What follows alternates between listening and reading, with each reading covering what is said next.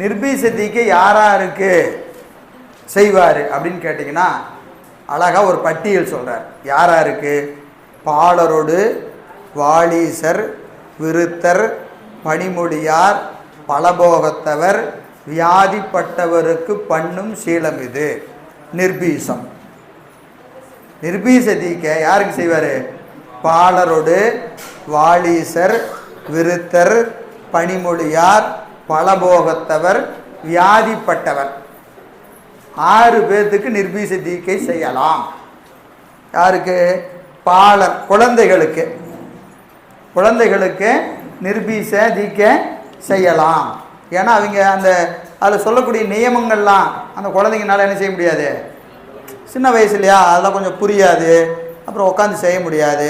அதனால் அவர்களுக்கு செய்யும்போது என்ன செய்யலாம், நிர்பீச தீக்கை கொடுத்தா கொஞ்சம் விதிவிலக்கெல்லாம் உண்டு.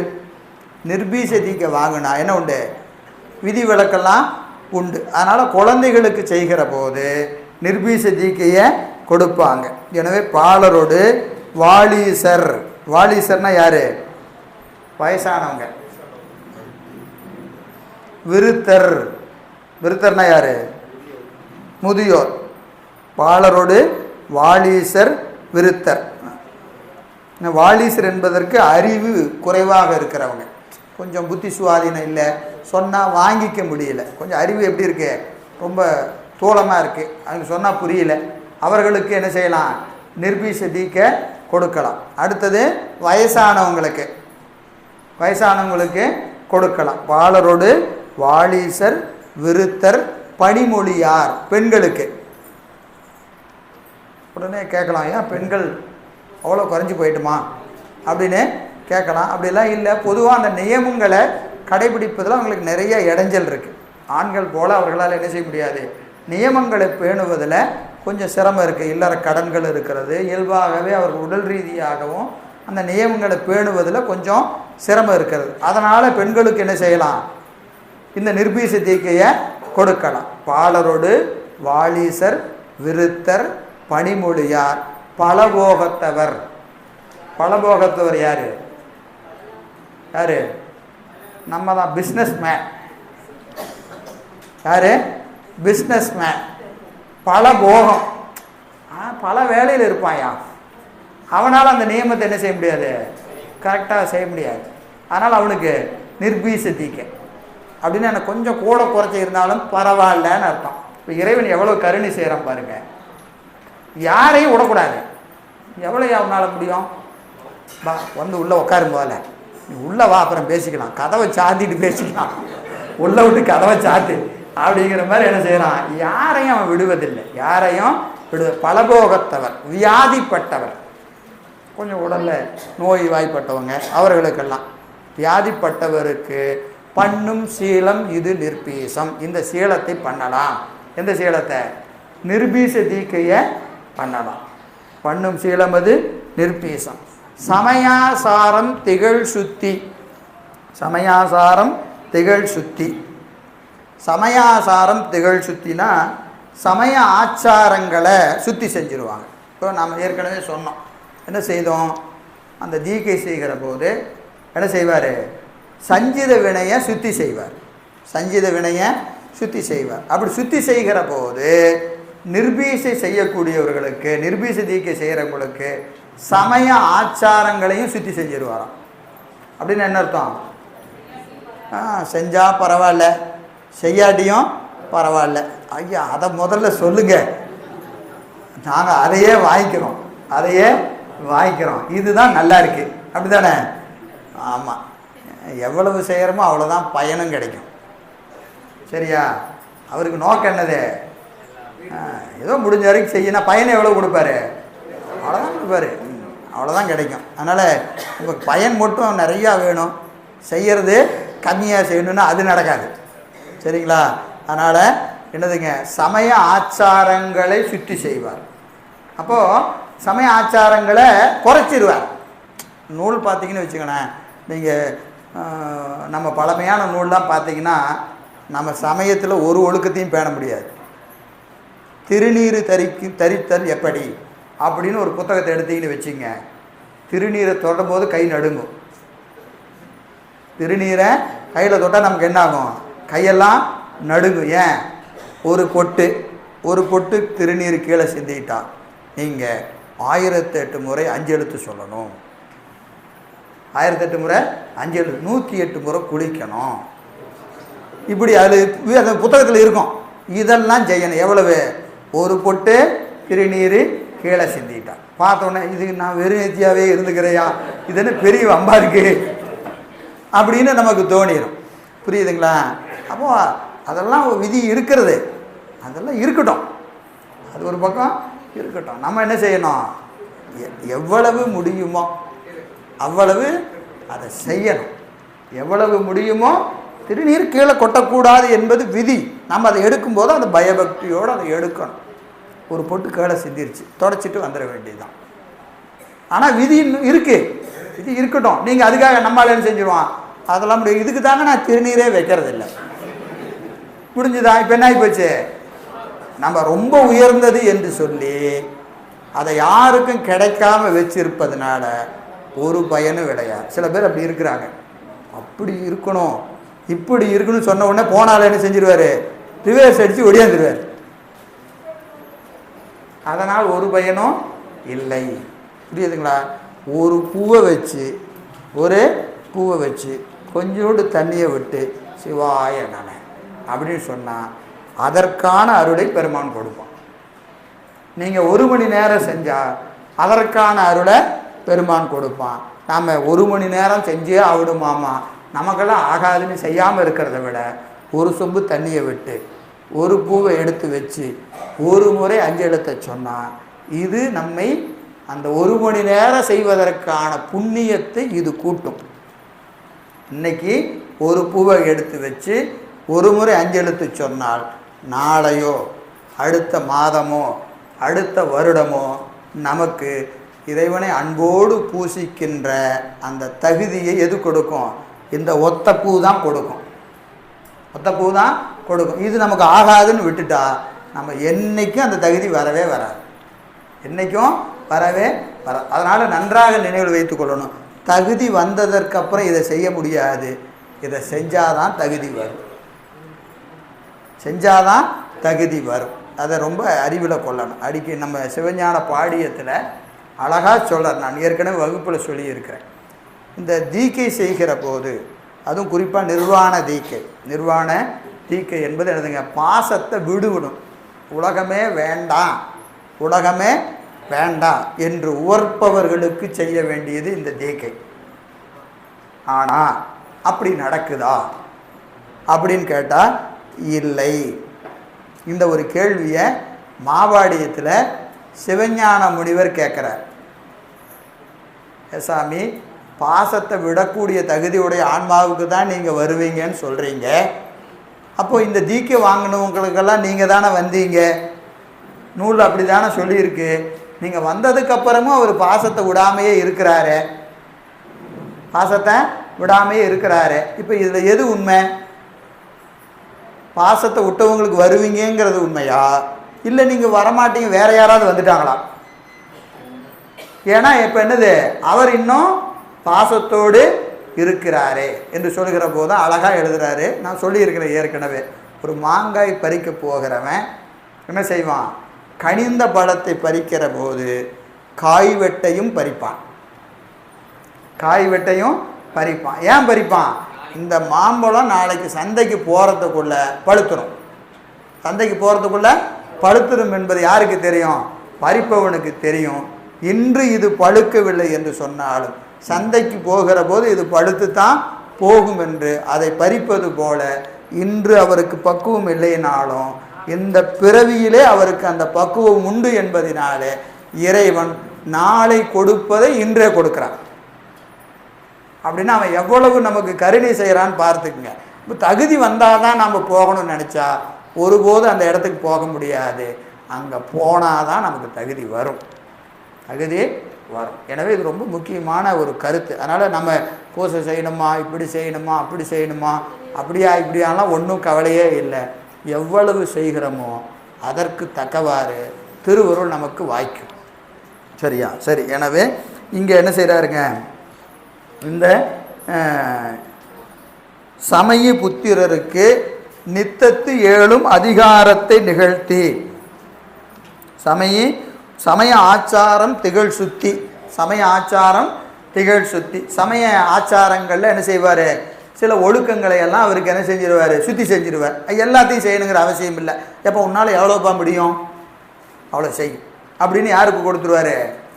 பாலரோடு வாலீசர், விருத்தர், படிமொழியார், பலபோகத்தவர், வியாதிப்பட்டவர் இவர்களுக்கெல்லாம் தீக்கை செய்கிற போது நிர்பீஷ தீக்கையை கொடுத்து சமய ஆச்சாரங்களில் சில விதிவிலக்களையும் கூடவே யார் கொடுப்பா? குருநாதன் கொடுத்துருவார். கொடுத்து என்ன செய்வார்? சமயி புத்திரருக்கு சமயி புத்திரர். சமயினா யாரு? சமயினா யாரு? சமயினா யாரு? சமயதீக்கு பெற்றவர்கள். சமயதீக்கு பெற்றவர்களுக்கு சமயின்னு பேர். புத்திரர்னா யாரு? சிவபூஜை வாங்குறவங்க புத்திரர்னு பேர். சிவபுத்திரர்கள். சிவபூஜை வாங்கணும்லாம் நல்லா ஞாபகம் வச்சுங்க. நம்மளாம் யாரு? சிவபுத்திரர். மன்னவன் தன் மகன் சொன்னாரா இல்லையா? மன்னவன் மகன் யார்? நாம் தான். சிவபூஜை வாங்கினவங்கெல்லாம் அவன் மன்னவன், நாம் யார்? அவனுடைய மகன். அதனால தான் புத்திரன்.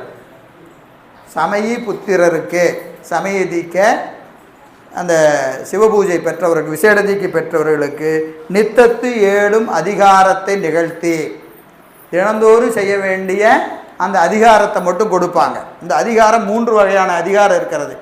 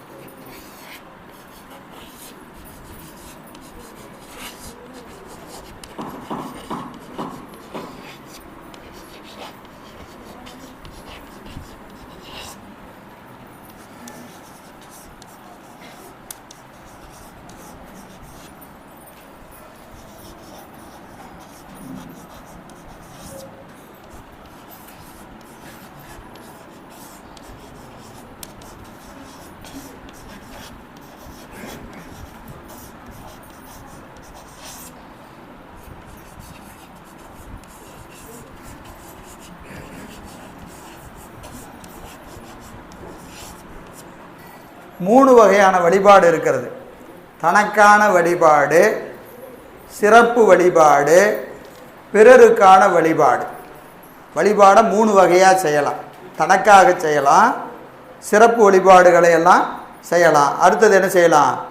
பிறருக்கு செய்வது. அதை வடமொழியில் என்ன சொல்லுவோம்? நித்திய வழிபாடு, தினசரி வழிபாடு. தனக்காக செய்கிற வழிபாடு என்னது? தினசரி செய்கிறது நித்திய வழிபாடு. நைமித்தியம் என்பது சிறப்பு வழிபாடு. இப்போ சிவராத்திரிக்கு செய்கிறது, அந்த மாதிரி சிறப்பு வழிபாடுகளை எல்லாம் செய்கிறது. அடுத்தது பிறருக்காக செய்வதற்கு காமிக வழிபாடு. காமிக வழிபாடு, காமிகம்னா பயன் கருதி செய்வதுன்னு பேர். பயன் கருதி செஞ்சால் காமிக வழிபாடுன்னு பேர். இதுக்கு 2க்கும் நிஷ்காமிக வழிபாடுன்னு பேர். அது விட்டுருங்க. பயன் கருதி செய்வது காமிக வழிபாடு. இந்த மூணுல இவர்களுக்கு என்ன அதிகாரம்? நிர்பீச தீக்கை பெற்றவர்களுக்கு என்ன செய்வாருங்க? தானும் எழில் நிலாதிகார என நின்று சமய புத்திரர்களுக்கு நித்தத்து ஏழும் அதிகாரத்தை இயற்றி. நித்தத்து ஏழும் இந்த ஒரே ஒரு அதிகாரம் தான் அவங்களுக்கு.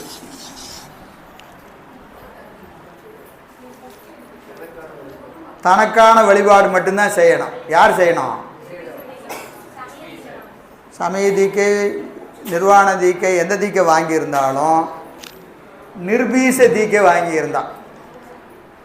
நிர்பீச தீக்கை வாங்கினா அவர்கள் என்ன செய்யணும்? தனக்கான வழிபாட்டை செய்யலாம். அவர்கள் பிறருக்கான வழிபாட்டை செய்யக்கூடாது.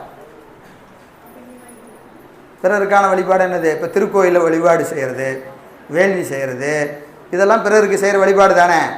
அந்த வழிபாடு செய்யணும்னா அவங்க என்ன தீக்கை வாங்கியிருக்கணும்? சபீச தீக்கை வாங்கியிருக்கணும். சபீச தீக்கை வாங்கியிருக்கணும். இதெல்லாம் இருக்கிறாங்களா இல்லையான்னா கேள்வி கேட்கக்கூடாது. நூலில் இருக்குது. சரியா? தனக்கான பூசணையை செய்வதற்கு அவர்களுக்கு அதிகாரம் உண்டு. ஏன்னா அவர்களுக்கு என்னது, மற்ற கிரியெல்லாம் நீ செஞ்சாலும் செய்யாட்டியும் பரவாயில்லையா, உனக்கானதை செஞ்சுக்கோ, நீ வீடு பேட்டுக்கு போகலாம், உன் அளவில் நீ போகலாம், உன் அளவில் நீ போகலாம். அடுத்தவங்களை கூட்டிகிட்டு போகிற அளவுக்கு உனக்கு என்ன பத்தாது, கெப்பாசிட்டி பத்தாது. நானே நடக்க முடியல, இன்னொரு ஆளை தோல்ல வச்சு நடக்க முடியுமா? நடக்க முடியாது. அப்போ நான் இன்னொரு ஆளையும் இழுத்துட்டு போகணும்னு நான் எப்படி இருக்கணும், நல்லா இருக்கணுமா இல்லையா?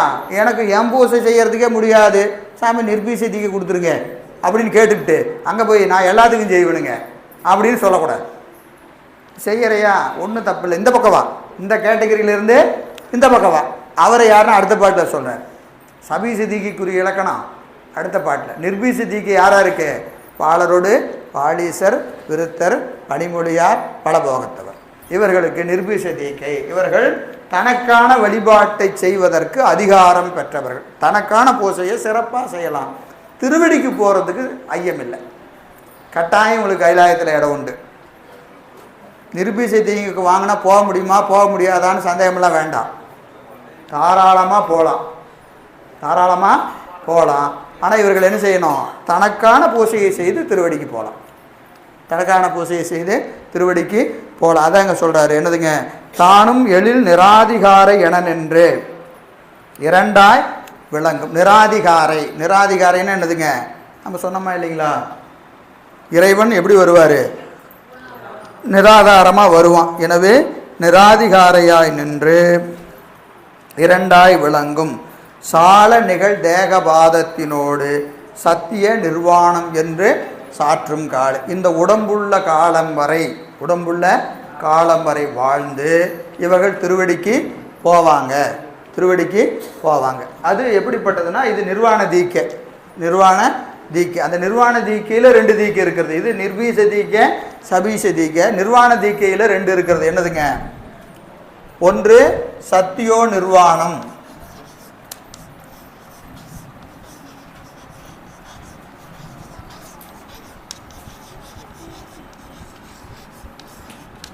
இன்னொன்று அசத்தியோ நிர்வாணம்.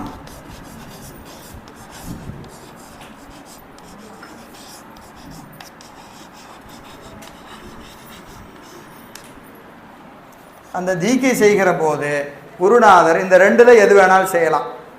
என்ன தீக்கை, சத்தியோ நிர்வாணம், அசத்தியோ நிர்வாணம். நிர்பீச தீக்கை என்பது வேறு, சபீச தீக்கை என்பது வேறு. சத்தியோ நிர்வாண தீக்கை என்பது வேறு, அசத்தியோ நிர்வாண தீக்கை என்பது வேறு. எண்ணிக்கை பாட்டு கூட்டிகிட்டே போதா, எத்தனையோ ஞாபகம் வச்சுக்கிறது, எண்ணிக்கையே ஞாபகத்துக்கு வச்சுக்க முடியலன்னா எங்கேங்க போகிறது? சத்தியோ நிர்வாணம் என்பது வேறு ஒன்று இல்லை, உபதேசம் கேட்ட உடனே திருவடிக்கு போயிடுவாங்க. புரியுதா? உபதேசம் கேட்ட உடனே எங்கே போயிடுவாங்க, திருவடிக்கு போயிடுவாங்க.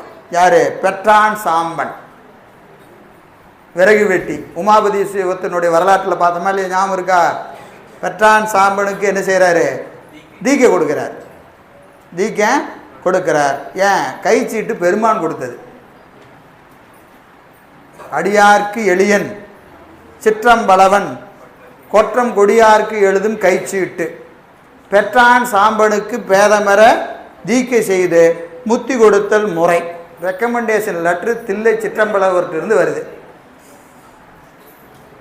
நினச்சி பாருங்க, தில்லை கூத்த பெருமான் விறகு வெட்டிக்கு ரெக்கமெண்டேஷன் லெட்டர் கொடுக்குறார்.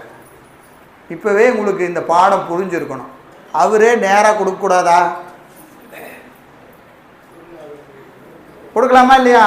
சீட்டு ரெக்கமெண்டேஷன் லெட்டர் கொடுக்குறவர் அனுசரிச்சிருக்கலாம், அவரே கொடுக்கலாமா இல்லையா? கொடுக்க முடியாது. தில்லை கூத்த பெருமானே நினைச்சாலும் கொடுக்க முடியாது. அவரும் எங்க வந்து நிக்கணும்? அந்த கூத்த பெருமான் தான் இங்க வந்து நிக்கிறாரு. யார்கிட்ட? உமாபதி சிவத்திட்ட, வயா மீடியா. அவர் அங்கிருந்து இங்க வந்து தான் செய்ய முடியுமே அன்று நேரடியா செய்ய முடியாது. திருவருட்பயன் உங்களுக்கு ஒரு குறட்பா ஞாபகத்துக்கு வரணும். யாராவது சொல்லுங்க பார்க்கலாம் அந்த குறட்பாவை.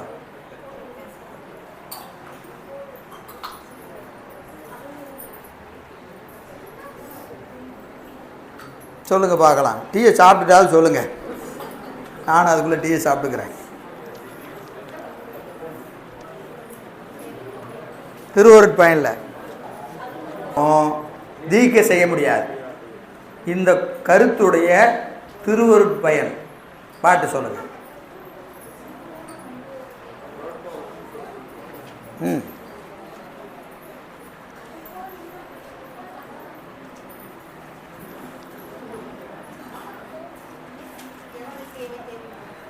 விடம் நகிழம் மேவினும் மெய்ப்பாவகனில் மேலும் கடனில் இருள் போவது இவன் கண். விடம் நகிழும் மேவினும் மெய்ப்பாவகனின் மேலும் கடனில் இருள் போவது இவன் கண். அப்படின்னு என்னது? பாம்பு கடிச்ச இடத்துல கீரியே வந்து பிறண்டாலும் விஷம் போகாது. ஆனால் கீரியாக பாவிக்கின்ற மந்திரவாதி வந்தால் விடம் போகும். கருடோகம் பாவனை இந்த பாட்டில் கீரின்னு சொல்லியிருப்பார்.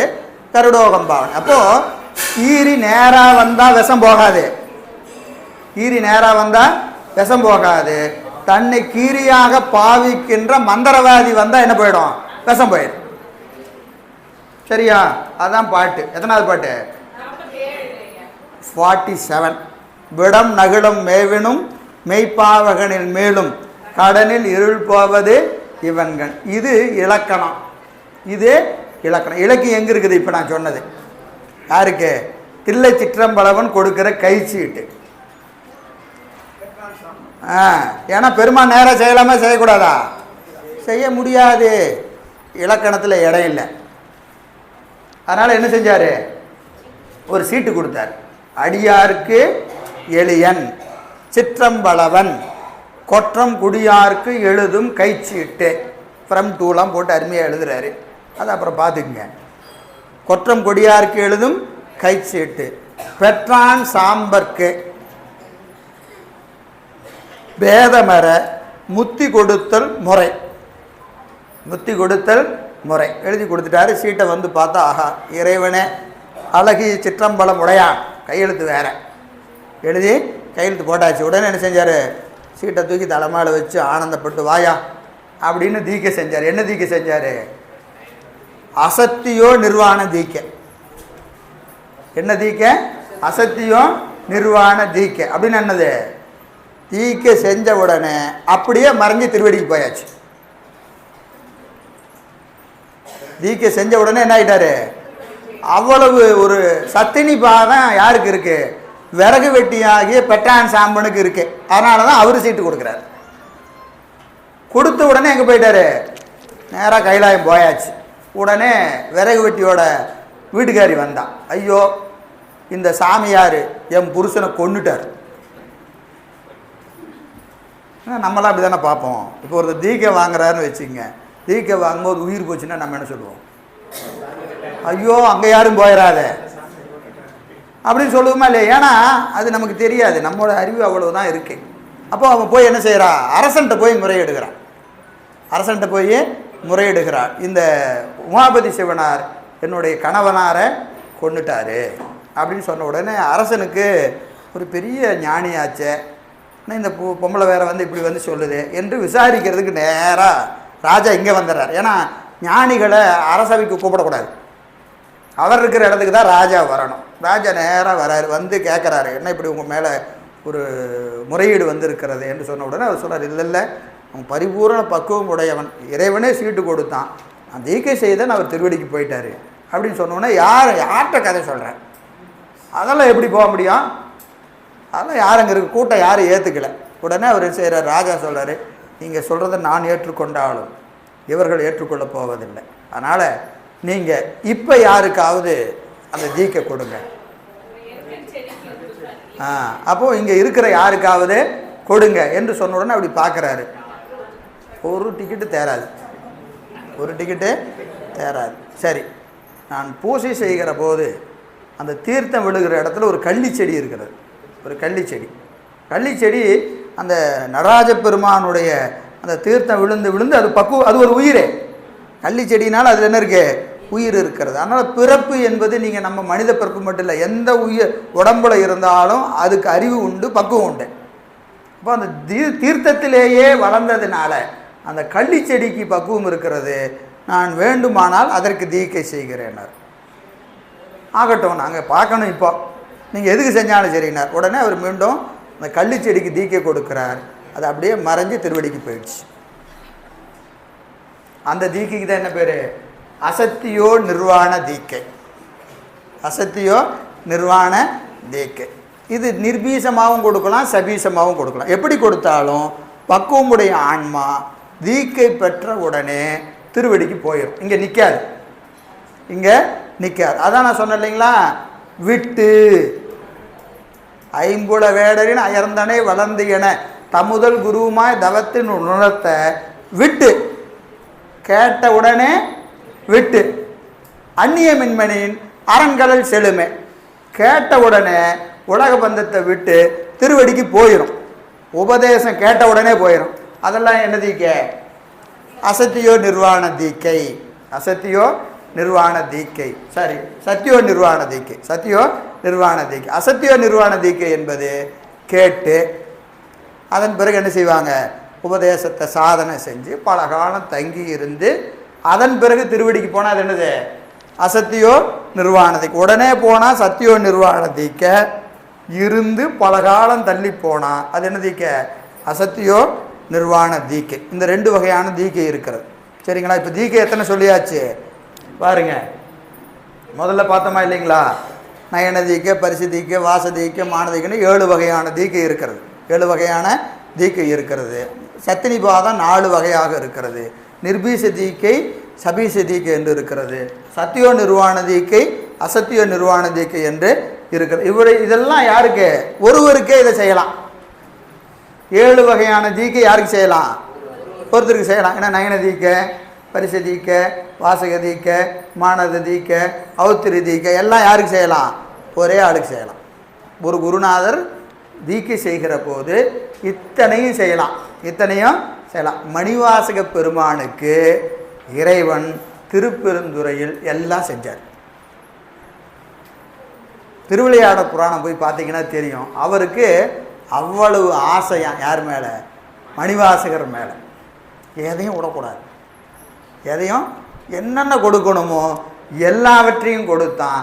தன்னையும் கொடுத்தான். அதான் கேட்டார், தந்தது உன் தன்னை, கொண்டது என் தன்னை, சங்கரா ஆர்கொலோ சதுர. ஏன்னா அத்தனையும் கொடுக்குறார். ஏன்னா அவ்வளவு ஆசை யாருக்கு? இறைவனுக்கு மணிவாசகர் மேலே. எப்பவுமே நல்ல மாணவனை ஆசிரியருக்கு பிடிக்கும். மாணவனுக்கு ஆசிரியரை பிடிக்குதோ பிடிக்கலையோ, நல்ல மாணவனை ஆசிரியருக்கு பிடிக்கும். அப்படி ஒரு மாணவன் யார்? மணிவாசகர் மாதிரி கிடைச்சா அவர் விடுவாரா? அத்தனை கொள்ளை, அந்த அத்தனை இதையும் செய்கிறார். திருவிளையாடற் புராணத்தில் சொல்கிறார், நயன தீக்கை, பரிச தீக்கை, வாசக தீக்கை, அவுத்திரி தீக்கை, எல்லா தீக்கையும் செய்கிறார். எல்லாத்தையும் செய்கிறார். யாருக்கு? மணிவாசக பெருமானுக்கு என்று சொல்லி நம்ம அடுத்த பகுதி எது? சபீச தீக்கை. சபீச தீக்கை யாருக்கு கொடுக்கணும், எப்படி கொடுக்கணுங்கிறத நம்ம அடுத்த வகுப்பில் சிந்திப்போம் என்று சொல்லி இந்த அளவில் நிறைவு செய்கின்றோம். திருச்சிற்றம்பலம்.